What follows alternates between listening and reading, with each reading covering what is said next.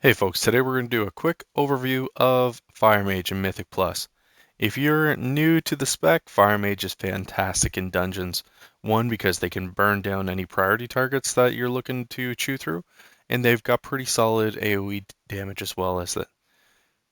So right off the bat, we're going to jump into the talent build. You want to go a Searing Touch for Tier 1, really kind of take advantage of the guaranteed critical strike once your priority target's below 30%.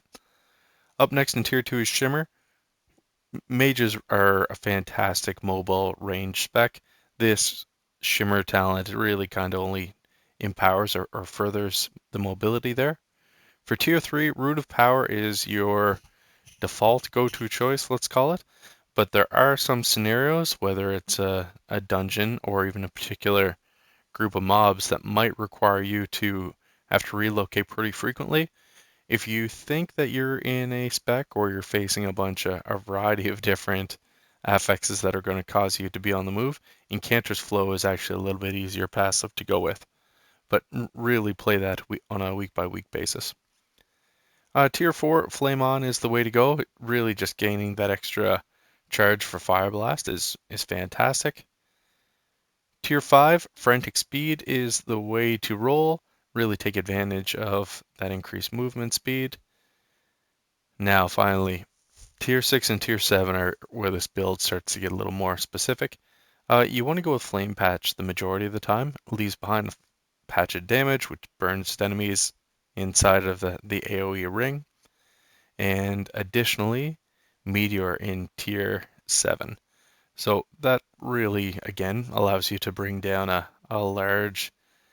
It's an AoE damage, but it really gets distributed across all the different adds that are in the area.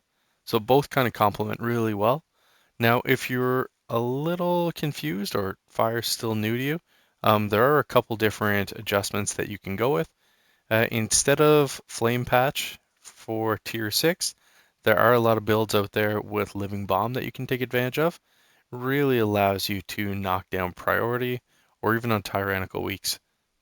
You can preference this skill, and that talent makes a major difference. So go with Living Bomb.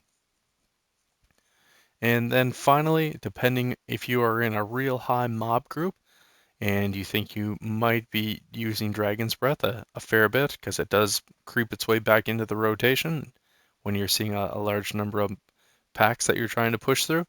Back to Tier 4, you can go with Alexstrasza's Fury. And really, again, just always having the critical strike impact can start to get a little competitive with the benefits of Flame On once the numbers of mobs that you're trying to chew through ties up. Now, for essences, what you want to go with, it actually just kind of comes down to two different groups.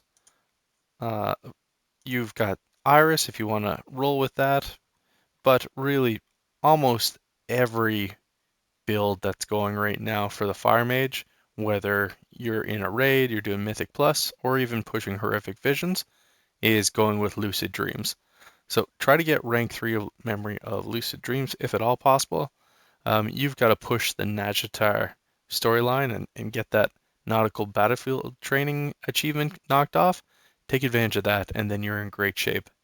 Once that's complete, for Mythic Plus, you want to go with the Conflict Minor, the Breath of the Dying, which is new with 8.3, Essence of the Focusing Iris, or finally Blood of the Enemy.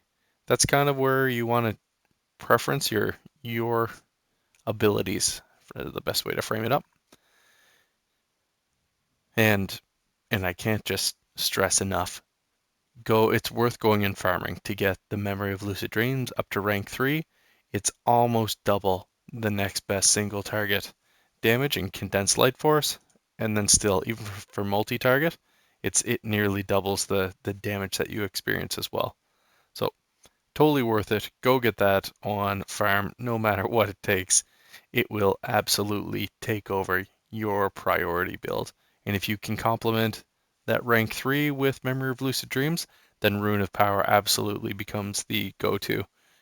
You can stack this up and you get pretty aggressive when it comes to burning down different packs that are out there. Finally, if you're just wondering which areas that you should be farming, A Tall Desire is the go-to if you want for not just the weapon, but also for a trinket.